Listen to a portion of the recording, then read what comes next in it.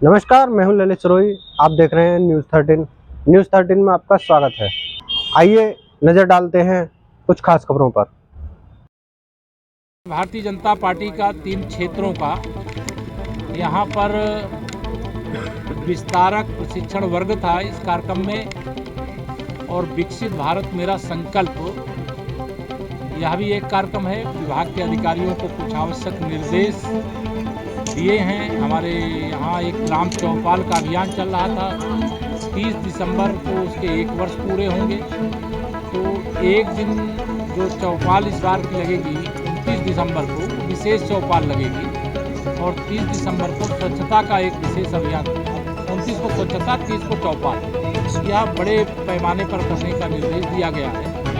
माननीय प्रधानमंत्री श्री नरेंद्र मोदी जी के मार्गदर्शन में, आदरणीय योगी आदित्यनाथ जी के नेतृत्व में हम लोग लगातार उत्तर प्रदेश को सभी केंद्रीय योजनाएं जितनी भी हैं वो गांव गरीब किसान तक पहुंचाने का काम, महिला सशक्तिकरण के दृष्टिकोण से काम यह करने का कार्य कर रहे हैं। आज 6 दिसंबर भारत रत्न संविधान निर्माता बाबा साहब जी की पुण्यतिथि है, उनको नमन करता हूँ।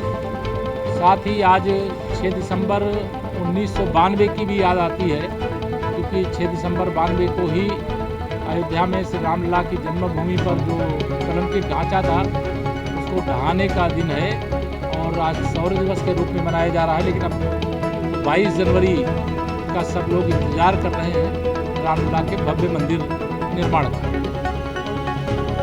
देश में भारतीय जनता पार्टी की लहर है। अभी 5 राज्यों के विधानसभा चुनाव में 3 राज्यों में, जहां 2018 में हम हार गए थे, तीनों राज्य प्रचंड बहुमत से भारतीय जनता पार्टी ने जीते हैं। और ये माननीय प्रधानमंत्री नरेंद्र मोदी जी के नेतृत्व की गारंटी का कमाल है।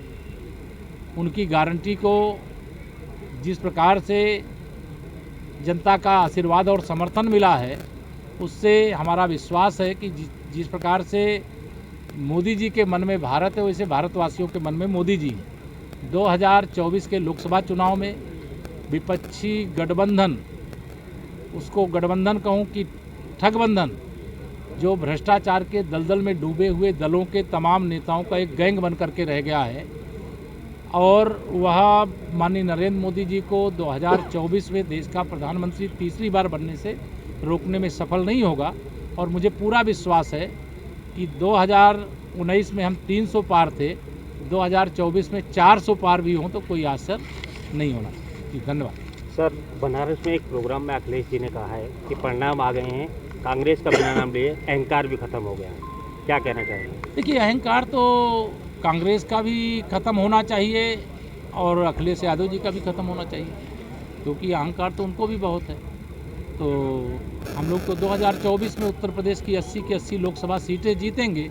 अखिलेश जी कांग्रेस के लिए क्या कह रहे हैं, कांग्रेस अखिलेश जी के लिए क्या कह रही, इससे भाजपा को कोई लेना देना नहीं। क्योंकि 2019 के लोकसभा चुनाव में सपा, बसपा, कांग्रेस और राष्ट्रीय लोकदल, ये चारों मिलकर के हमारे खिलाफ चुनाव लड़े थे। फिर भी हमने उत्तर प्रदेश में 51% वोट प्राप्त किया था, 64 सीटें जीते थे, और इस बार तो हम लोग 80 की 80 लोकसभा सीटें उत्तर प्रदेश की जीतेंगे।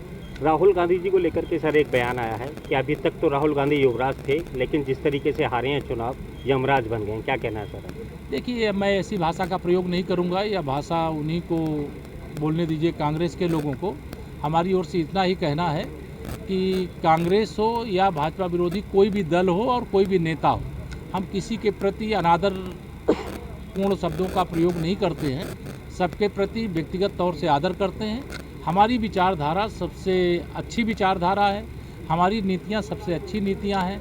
हमने जो वादा किया जनता से उसको पूरा किया है। हमने भ्रष्टाचार मुक्त भारत बनाने का हमारे प्रधानमंत्री जी ने वादा किया, और कांग्रेस के समय में भ्रष्टाचार इतना होता था कि 100 रुपया में से 15 रुपया पहुँचता था लोगों के पास, 85 रुपया ये सब खा जाते थे। समाजवादी पार्टी के समय गुंडागर्दी चरम सीमा पर थी।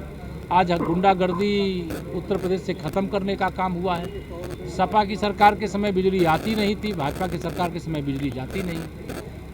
हमारी सरकार जो सुशासन का वादा, विकास का वादा, गरीब कल्याण का वादा, किसान उत्थान का वादा, महिला सशक्तिकरण का वादा, यह सारे वादे पूरा करने का काम कर रहे हैं। एक और सब सवाल है, गौमूत्र को लेकर के कहा गया है कि सनातन को लेकर के कि भाजपा केवल गौमूत्र वाले राज्यों में ही जीत सकती है। देखिए, भारतीय जनता पार्टी पूरे देश को जीतेगी और लगातार हम लोग जीत भी रहे हैं। आज 18 राज्यों में या तो भारतीय जनता पार्टी की या भारतीय जनता पार्टी गठबंधन की सरकार है, और जो इस प्रकार की भाषा बोलते हैं वह दिन दूर नहीं है जब तमिलनाडु, केरल और आंध्र में भी कमल खिलेगा और भारतीय जनता पार्टी की सरकार होगी।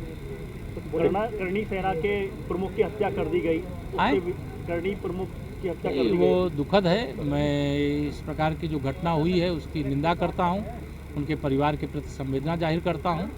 और अभी चूँकि कांग्रेस वहां पर सरकार में थी और अभी हमारी सरकार ने शपथ नहीं लिया, और यहाँ इस तरह की घटना हो जाना ये दुखद है, दुर्भाग्यपूर्ण है, और उसमें पुलिस कार्रवाई करेगी और जो भी हत्यारे हैं उनको पकड़ा जाएगा, उनके खिलाफ कार्रवाई होगी। लेकिन घटना जो हुई है वो दुखदाई है। धन्यवाद।